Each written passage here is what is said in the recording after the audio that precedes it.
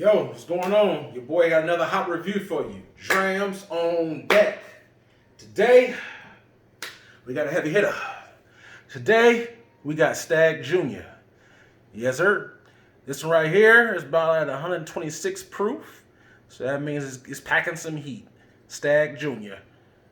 Now, this one right here, I recently tried this not too long ago, actually. The very first time I had this was this past holiday season. I went home to Cleveland, Ohio, where I'm originally from, and I had it at my uncle's house, and it was really, really good. It shocked me how good it was.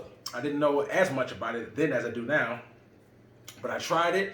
I loved it, and I tried to acquire another bottle while I was in Cleveland, knowing that it would have been cheaper to purchase there than where I live out here in California. Be that as it may, it has pretty much seasonal releases, so that particular bottle out there was no longer available.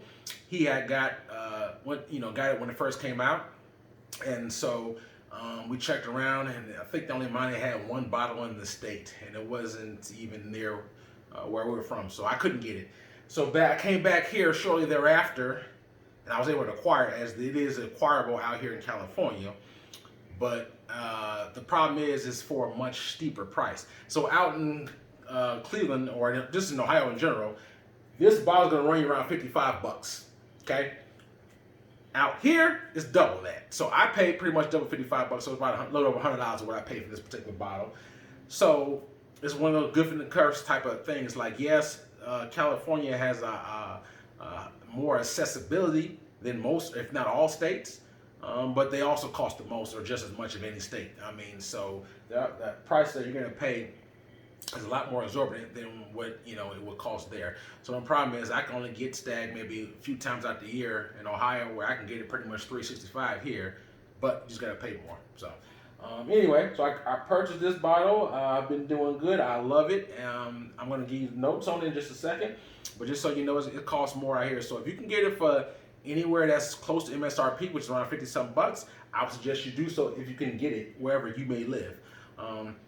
I really and truly want Stagg Sr., George T. Stagg, and I want the daddy, but unfortunately I can't get that anywhere near a retail price in anywhere around here. I can get them, but it's gonna run me about $600.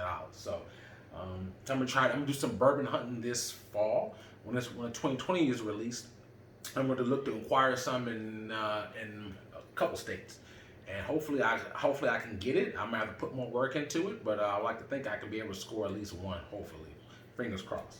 So anyway, in the meantime, in between time, we're gonna jump on this right here. We're gonna see, and also the color. I don't know if you pick it up very well, but it's a very dark amber color. The embroidered glass may blind a little bit, but it's a dark amber color. Very nice chart. And the review-wise, the best reviewed version of the Stagg Jr. was, they called it the Batch 12, which is hard to tell because these are not labeled. If you see this bottle, it does not have a batch number on it. So it's not really easy to judge which batch it is. But the Batch 12 that I was hearing about that was so reviewed highly was 131 proof. This is 126 proof. So the Batch 12, this is not that. Just FYI, put it out there for those who are into batches, because I think a lot of times batches obviously have their own cult following. So same way with the Abelauer Abuna, I think that has a cult following in certain batches. So same way with this. I know a lot of people like the Batch 12. I'm sure all the batches are good, but the 12 was the most sought after one. This is not the Batch 12. Which batch it is, I am unsure of, but it's not that. Be it as may, we're gonna jump on this taste and this nose.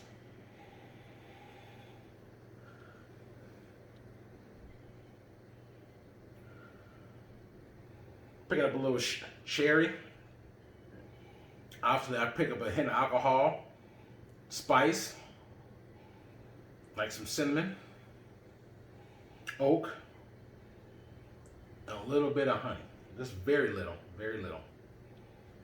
Very pleasant though, very pleasant. I don't get a super punch of just flammable alcohol or anything like that, with it being such a high proof.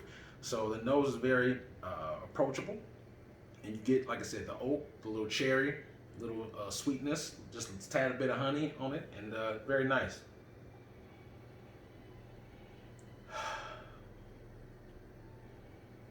jump right on this palate.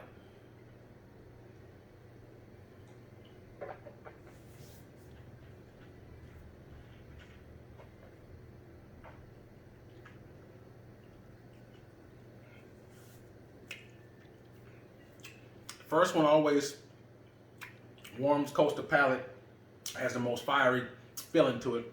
Second and third after that, it's more easy and approachable. Take another sip.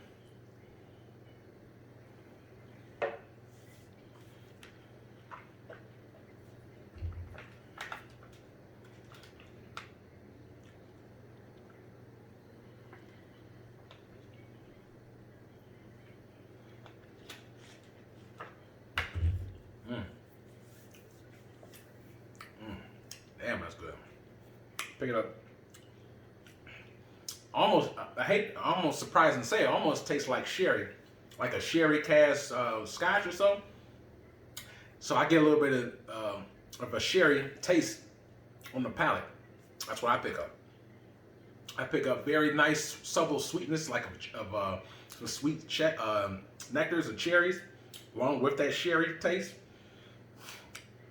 Very mellow, has like a syrupy brown sugar taste to it as well. And you definitely get a nice punch. It punches you. Like when you try this, it's a nice solid punch. Like you're gonna feel that ABV on this one. And the good thing about it, if you're more seasoned and you had barrel proofs before, then that's a punch that you welcome and you can take. You can take that one to the chin. But if you're someone who's never gotten a ring with something like a heavyweight, high proof like this, I would definitely say take super small sips and maybe water it down as to your liking. But for me, I love the ABV. I welcome it now. So that one right there, you get a nice strong punch. And because it's so high, even now, I killed that last sip maybe about 40 seconds ago, and I can still taste it on my tongue. It has nice long finish to it. But I pick up a sherry influence on it. Now, to my knowledge, there is no sherry in here, but that's just what I taste, like a sherry influence, like some cherries, nectar, a lot of nice viscosity to it. It coats and sticks to your palate. Then it rolls right into a nice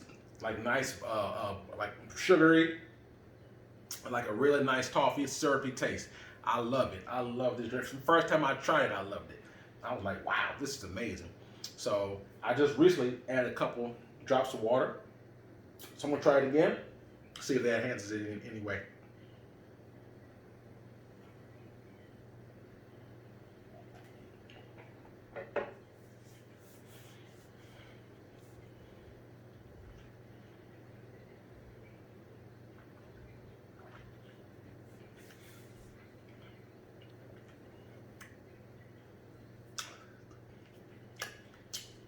I feel that punch again.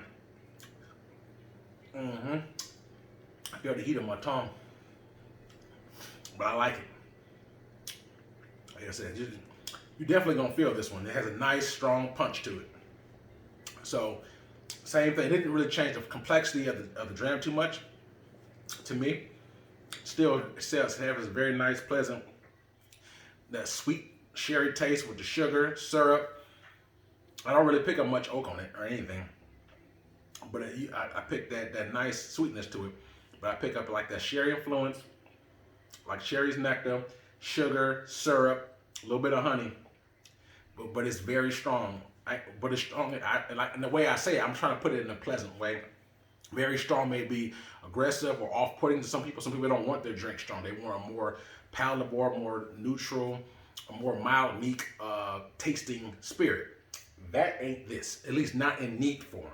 So if you're gonna do this, you're one of the people who likes it more meek, you don't like the alcohol punch and all that type of stuff, I would suggest that you use an ice ball, let it melt slowly, or I would just say, just add water sparingly to your particular desired flavor profile. So you may need, not a teaspoon, but I would say half a teaspoon or depending upon how big your shot is. But you may need more water than normal if you just that's not your type of thing. Me personally, I love the alcohol punch. I can still, like I said, I took the dram down a month ago and I can still feel it lingering on. So that punch, at least for me, it helps it really just seeps into my my pores and I can just really taste it, and it has a nice, long, pleasant finish. Very good, very good. Like I said, like a cherries, sugary. Like I said, it just has a nice, strong but sweet and pleasant cherry kind of taste for it to me. I don't pick up oak on this or anything like that at all. I don't. But it does. I definitely get some molasses, some sugar, some syrupy content, and the viscosity is what also I love about it. Coats it very well. So all in all, great dram. I also will rate this a solid 8.5, a solid 8.5 all day long. I really do. Like I said, you know, when you drink this, so you know you expect a little bit of a punch, but it's a pleasant one. This is a solid 8.5, maybe even 9. To be honest with you, I really enjoy. On the bourbon round, I would probably say closer to a 9, but solid 8.5 all day long. Stagg Jr. I am really trying hard to get my hands on Stagg Sr. I want it to be a family affair up in here with the Weller 107, the William L. Weller, George T. Stagg Jr. I want the whole family up in here if I can get it. So like I said, it's definitely challenging. Sometimes I enjoy the hunt. I'm hunting for those antique collection or special ones. I'm hunting it for a more of a retail price as opposed to absorbing that hiked up price that they have out here.